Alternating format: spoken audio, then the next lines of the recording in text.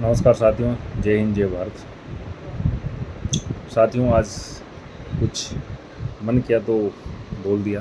अगर किसी को फिर भी कुछ बुरा लगता है मेरे शब्दों से या किसी को कुछ ठेस पहुंचती है तो फिर भी मैं क्षमाप्रार्थी हूँ, मुझे माफ़ करना, अपना छोटा भाई या परिवार का समझ के। साथियों, आप सभी से मेरा ये सवाल है कि क्या हुआ मेरे पॉइंट्स का, जो मैंने 4-5 पॉइंट्स दिए थे उन पॉइंट्स का क्या हुआ?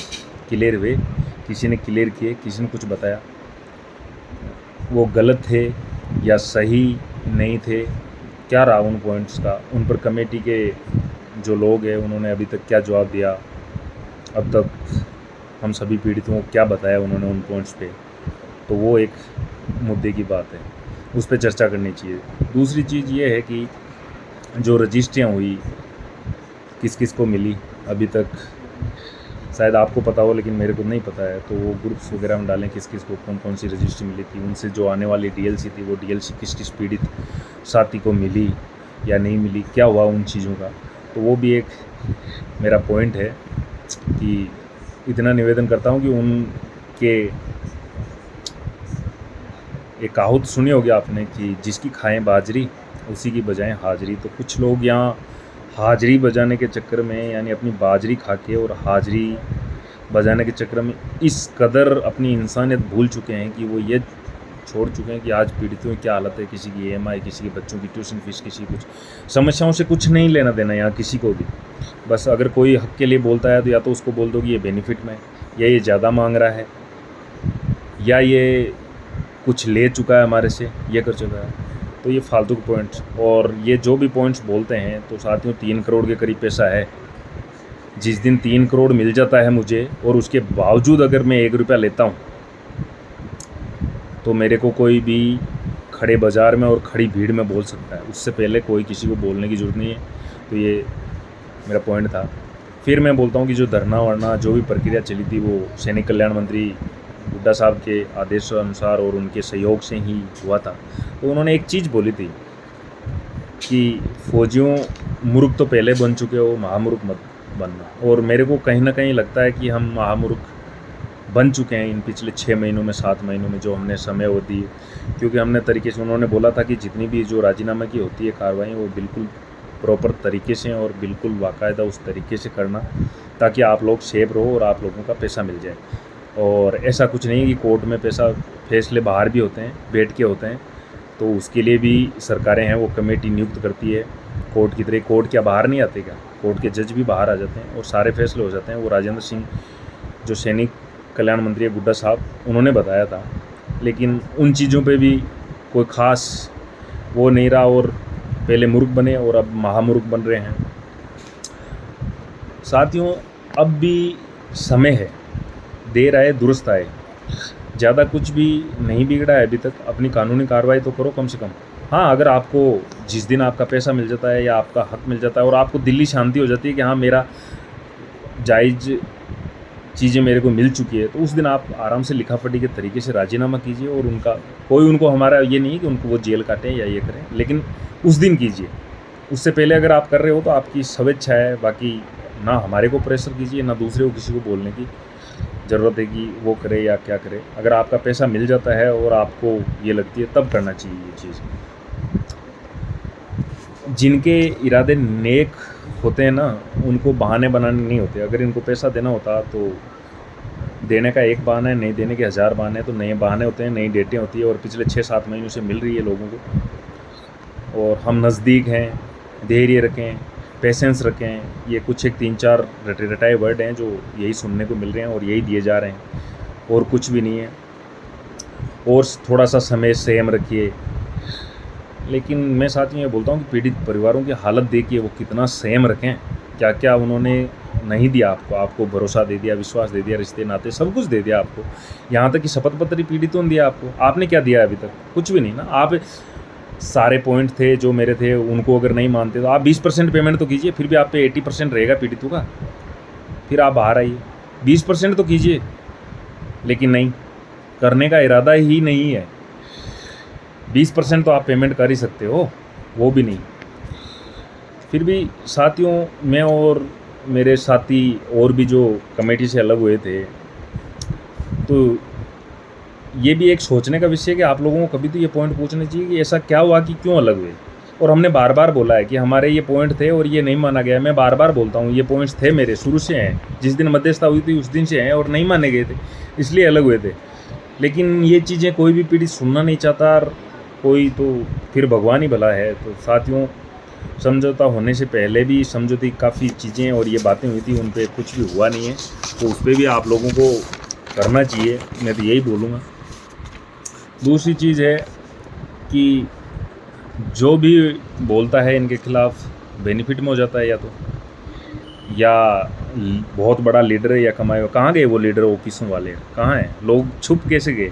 छुपा दिया गया है लोगों को।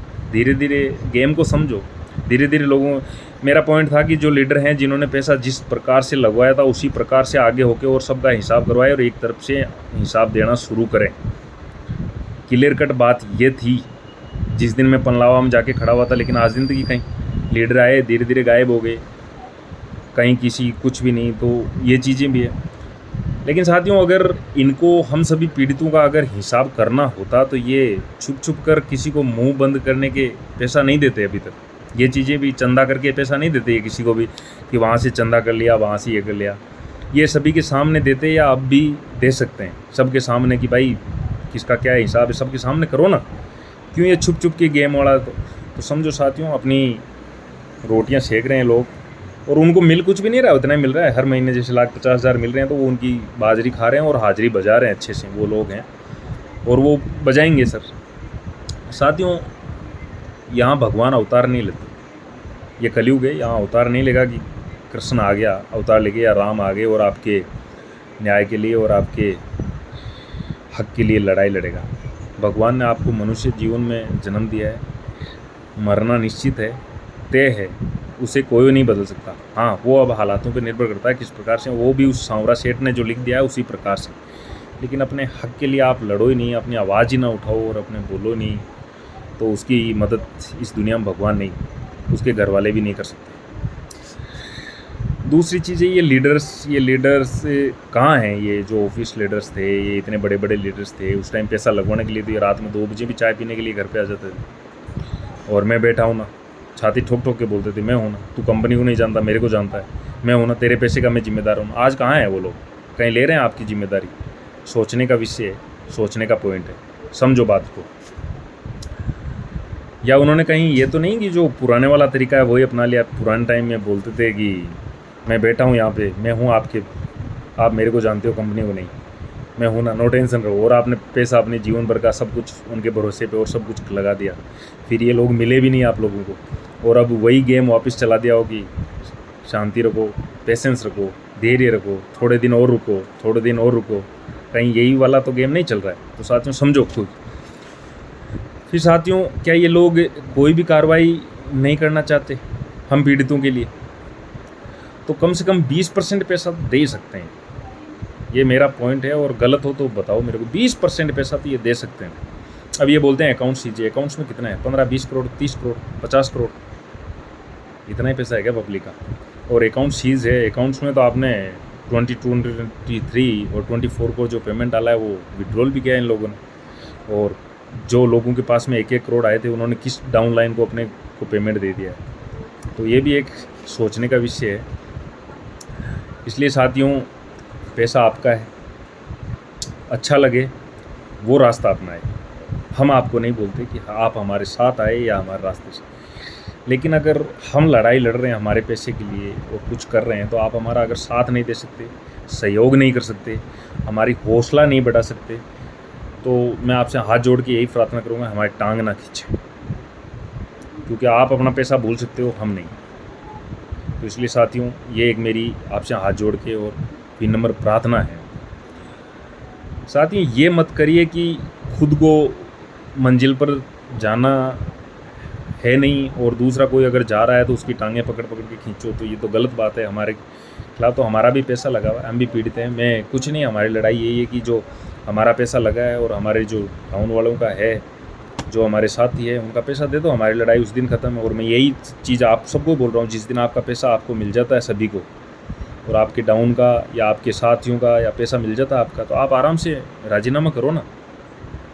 उससे पहले हम कैसे कर सकते हैं, हम आप कैसे बोल सकते हो जब अब हम भी आप लोगों को नहीं बोलते? कहाँ गए वो महाशय जो 2 मार्च को जयपुर में 15 दिन के लिए जिन्होंने FIR रुकवाई थी अपन से, सभी ने, मैं नाम नहीं लेना चाहूँगा यहाँ पे, समझ जाएंगे जो लोग हैं, वो महाशय कहाँ गए हैं? और अब की बार मैं वीडियो में नाम भी लेके बोल दूँगा कि वो कहाँ हैं जिन्होंने बोला कि 14 तारीख को जो 19 तारीख को रणवीर का जो वीडियो आया था वो 14 तारीख को उन महाशय के पास में आ गया था, और वो उस टाइम पे मेरे को बोल रहे थे OP जी आप बहुत ही अच्छे रास्ते पे हो पनलावा जाने से पहले, और उन्होंने बोला कि आप पनलावा पहुँचो, हम आपके सब तन मन से साथ हैं। और वही लोग फिर मध्यस्थता लेके आते हैं, वही लोग FIR को रुकवाते हैं। तो वो लोग कहाँ हैं आज? मेरा सवाल है सीधे सीधे, वो लोग समझ जाएंगे क्यों नहीं कर रहे पब्लिक को। तो समझो साथियों, पहले खेल हुआ था, अभी महाखेला हो रहा है, ये बहुत बड़ा गेम हो रहा है और ये हो चुका है, 80% तक वो पहुंच चुके हैं, कुछ भी नहीं है। तो ये दुश्मनियों का पैर बांधा जा रहा है, दुश्मनी नहीं, हम मर जाएंगे लेकिन अपना पैसा मांगते रहेंगे अंतिम सांस तक। अब कुछ एक भाइयों के कॉल आते हैं, मैं अभी नाम नहीं लेना चाहता, अगर नेक्स्ट टाइम उनका नाम वो वीडियो देख के समझ जाएंगे, नेक्स्ट टाइम पे अगर कॉल आएंगे तो उनको भी पता चलेगा कि नाम मैं कैसे लेता हूँ और क्या करते हैं। वो मुझे हमेशा दबाने की अथक प्रयास करते हैं वो खूब। तो मैं उनसे हर बार यही बोलता हूँ कि मेरा पैसा आप लोग दे दो, आप अपने पैसे की लड़ाई है, कोई किसी से जाति दुश्मनियाँ नहीं है, ना किसी से कोई वो है। हमने पैसा दिया है, पैसा लेना चाहते हैं और पैसा हमारे को मिल जाए, हमारी उसी दिन राजीनामा ले लो हमारे से, ये है। और कहाँ गए वो लोग जिनके घर बिक रहे थे, जब मीडिया में हर जगह जब चीज़ें चल रही थी, जब घर भी बिक गए थे लोगों के, हालत ख़राब थी, लोगों को घरों पे जाना और बुरी तरह बदतमीजी से बातें करना, और वो इतना चिल्ला कर बातें करना, बोलने वाले कहाँ चले गए वो लोग? तो साथियों समझो, वो कहाँ गायब हो गए वो लोग, और कैसे हैं उनकी गोद में बैठ कर उन्हीं की भाषा वापस बोलने लग गए। तो समझो क्या दिया 23 जनवरी से आज समय के अलावा क्या मिला आपको? एक नई डेट, तो यही दिया जा रहा है। और ये एक मीठी लॉलीपॉप है जो बचपन में 2-3 साल का जो छोटा सा एक बच्चा होता है, उस बच्चे को एक मेडिकल से शायद एक लेके वो एक नीपल दी जाती है, जिसमें ना तो कुछ आता है और ना कुछ, बस वो मुंह में लेके और उसको चूसता रहता है। तो शायद वो वाली नीपल हम पीड़ितों को दे दिए और चूसते रहो, इसे अच्छी लगे वो। तब तक आप लोग इंतजार कर रहे थे, बोला अप्रैल का इंतजार कर लेते हैं, मई का कर लेते हैं, जून का कर लेते हैं, आज जुलाई भी हो गई। और मैं बोलता हूँ आप दिसंबर का भी करना, और आप करते ही रहोगे इंतजार जीवन में, क्योंकि मरे हुए मुर्दों को कोई जिंदा नहीं कर सकता। जिसमें जान होती है वही खड़ा होता है और वही लड़ता है। तो मेरी नज़र में तो ये है कि अगर हम लड़ रहे हैं तो हमें तो लड़ने दीजिए। आप लोग जो मरे हुए हो, हमारा हौसला, और हमें फ़ोन कॉल्स करके और हमें फालतू की बातें बोल के और हमारा मोरल डाउन करने की कोशिश ना करें। और जो लोग ये घटिया हरकतें कर रहे हैं, हमारे कॉल करना, कभी कुछ करना या कुछ करना, तो इन चीज़ों से हम परे हैं, थकना नहीं। हम 23 जनवरी को ही मर चुके थे। हमारा मकसद यही है, या तो पैसा लेना या मरना, चाहे हम मर जाएं, लेकिन जब तक सांस रहेगी तब तक हम पैसे को नहीं भूल सकते और तब तक मांगते रहेंगे। फिर भी मैं साथियों आप सभी से हाथ जोड़ के और विनम्र प्रार्थना करता हूँ फिर भी एक बार, कि मैंने कुछ बोलने में या मेरे शब्दों में कोई भी किसी भी प्रकार की गलती हुई हो और किसी को ठेस पहुँची हो, तो उसके लिए मैं फिर भी आपसे हाथ जोड़ के माफ़ी चाहता हूँ। और मैं ये चाहता हूँ कि भाई रणवीर, कुछ भी नहीं बिगड़ा है, आज भी पैसा दे दो। और जो ये 20-30 लोग जो एक्टिव हो रखे हैं, इनसे भी मैं बोल रहा हूँ, इंसानियत को बचाओ और पैसा दे दो, मत गुमराह करो। ये जो आप गेम खेल रहे हो ये बहुत गलत है, और गलत है, गलत कर रहे हो आप लोग। क्यों नहीं अभी तक शुरुआत पे कोई भी? और मेरे वो 4 पॉइंट थे वो अभी तक क्लियर नहीं हुए हैं, वो भी एक पॉइंट है, उनके क्या हुआ क्या नहीं हुआ। इसी के साथ साथियों आप सभी को जय हिंद, जय भारत। फिर भी एक बार, कोई भी अगर मेरे शब्दों से या वाणी से किसी को भी ठेस पहुंची हो या कुछ भी होती हो, तो मुझे आपका छोटा भाई या बड़ा या बेटा या जो भी आप समझते हो वो मान के और मुझे माफ़ कर देना, अगर मेरी किसी को बातें बुरी पहुंची हो तो या बुरी लगी हो तो। धन्यवाद।